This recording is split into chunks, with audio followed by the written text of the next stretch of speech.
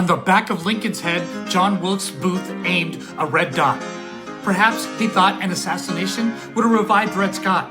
Understanding how a person could count as 3/5 of one makes my brain hurt. But as flawed as our founding fathers were, they gave a framework.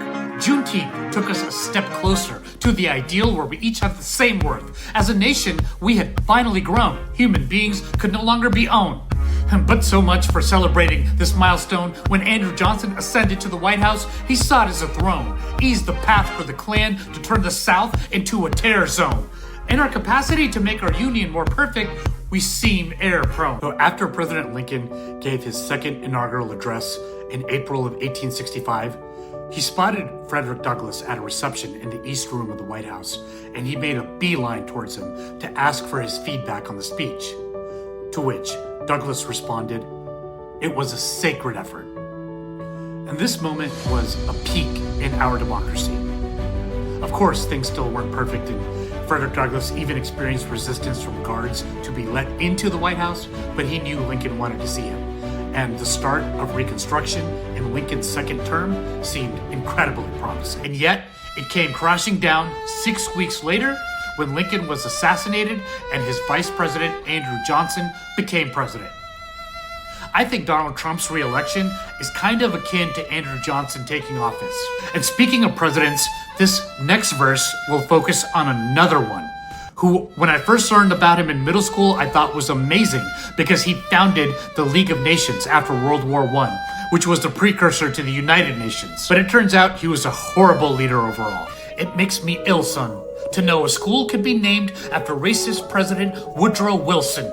In political science books, he's widely regarded as great, but his heart was filled with hate. And within the federal government, he allowed discrimination to infiltrate, ordered black employees to separate, lose their job, or accept a transfer and pay cut.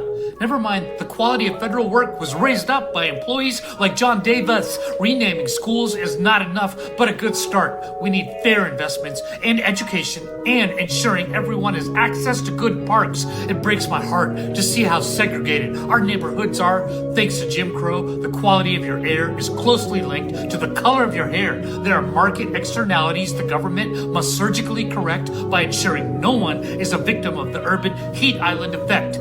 Pregnant moms who suffer from it give birth to babies with birth defects. We must recognize every person is worth respect. My heart trembles just thinking about the wickedness of slavery. Everyone forced or born into it endured it with bravery. To honor their memories, let's electorally defeat the enemies of democracy. On paper, the Constitution can leave you in awe. But for the document to have its effect, everybody has to accept the rule of law. It would make our nation vastly greater.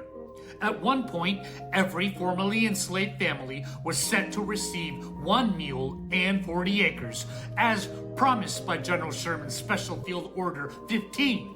Let's go find the papers and implement it through tax policies. We can achieve what was intended.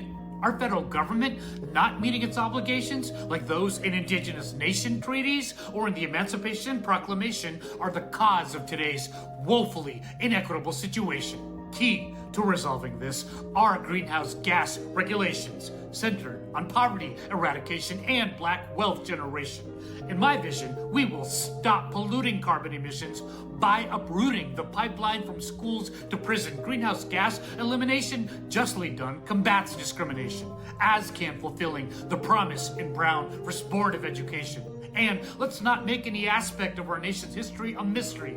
Instead of omitting episodes, teach the full series. Not lose the lesson from Plessy v. Ferguson. We need critical race theory. Of our past, I'm ashamed, but not here to assign blame. Out of many, we are one, just like a beach is made up of sands of fine grains.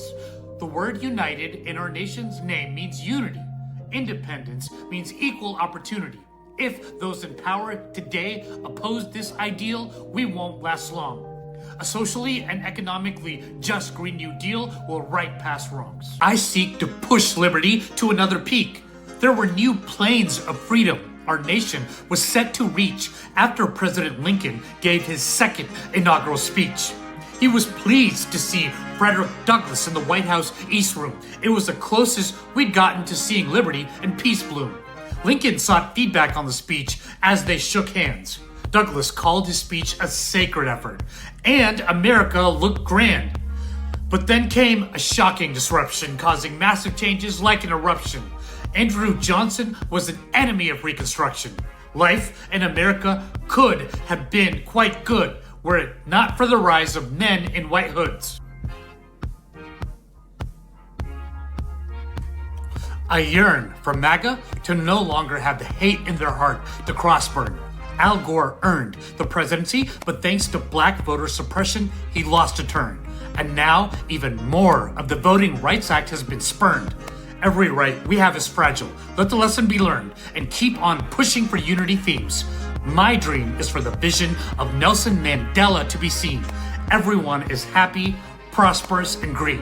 They say it's impractical, but I know how perilous the path to justice can seem. Republican gerrymandering schemes forget that we're all on the same team, and the harsh effects of climate change means our fates are tied. Across the whole world, let's cut the use of oil and fight apartheid.